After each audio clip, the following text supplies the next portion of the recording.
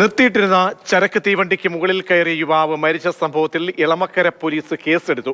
അസ്വാഭാവിക മരണത്തിനാണ് case. Ponekkara സ്വദേശി ആന്റണി ജോസാണ് വൈദ്യുതാഘാതമേറ്റ് മരിച്ചത്. Inquest നടപടികൾ പൂർത്തിയാക്കി മൃതദേഹം ബന്ധുക്കൾക്ക് കൈമാറി. ഇന്നലെ ഉച്ചയോടുകൂടിയാണ് ആന്റണി ജോസും സുഹൃത്തുക്കളും സുഹൃത്തിൻ്റെ പിറന്നാളിന് കേക്ക് വാങ്ങിക്കാൻ വേണ്ടി ഈ റെയിൽപാളം മുറിച്ചു കിടക്കാൻ ശ്രമിക്കുന്നത്. ആ സമയത്താണ് ഒരു ഗുഡ്സ് ട്രെയിൻ ഇവിടെ നിർത്തിയിട്ടിരിക്കുകയായിരുന്നു. ഈ ഗുഡ്സ് ട്രെയിനിന് മുകളിലൂടെ മറികടക്കാൻ ശ്രമിക്കുന്നതിനിടയിലാണ് ആന്റണി ജോസിന് ഷോക്കേറ്റ് ഏകദേശം 70% പൊള്ളലേറ്റു എന്നാണ് അറിയാൻ കഴിഞ്ഞത്.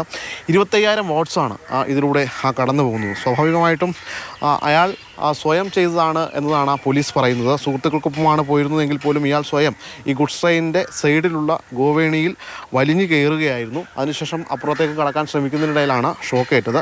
മറ്റ് കൂട്ടുകാർ ഈ ഗുഡ്സ് ട്രെയിനിൻ്റെ അടിയിലൂടെ കടന്നുപോയി എന്നാണ് അറിയാൻ കഴിഞ്ഞത്. നിലവിൽ ഇളമക്കര പോലീസ് അസ്വാഭാവിക മരണത്തിനാണ് കേസെടുത്തിരിക്കുന്നത്. ഇന്നലെ രാത്രിയോടുകൂടിയാണ് FIR ഇളമക്കര പോലീസ് ഇട്ടത്. നിലവിൽ ആന്റണി ജോസിൻ്റെ മൃതദേഹം ഇന്നിപ്പോൾ ഇൻക്വസ്റ്റ് നടപടികൾ പൂർത്തിയായിക്കൊണ്ടിരിക്കുന്നു. അതിനുശേഷം പോസ്റ്റ്മോർട്ടമുണ്ട്.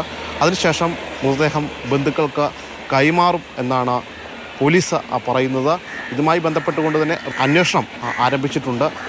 എടപ്പള്ളി ഈ റെയിൽവേ സ്റ്റേഷന് സമീപത്ത് തന്നെ സൈഡിലൂടെ ഈ ആളുകൾ ക്രോസ് ചെയ്യുന്ന ഒരു വഴി കൂടിയുണ്ട്. അതും ഇത്തരത്തിൽ അപകട സാധ്യതകളൊക്കെ വിളിച്ചു വരുത്തുന്ന ഒരിതാണ്.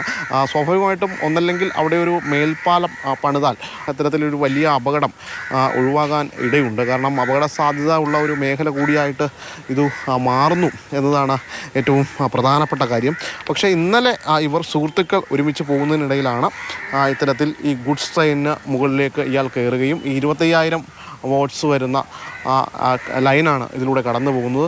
അതിൽ നിന്ന് ഷോക്ക് ഏൽക്കുകയും ഏകദേശം 70% ഇയാൾക്ക് പൊള്ളലേൽക്കുകയും ചെയ്തിട്ടുണ്ട്. നിലവിൽ മൃതദേഹം ഇപ്പോൾ ആശുപത്രിയിലേക്ക് മാറ്റി ഇൻക്വസ്റ്റ് നടപടികൾ പൂർത്തിയാക്കി ബന്ധുക്കൾക്ക് കൈമാറും.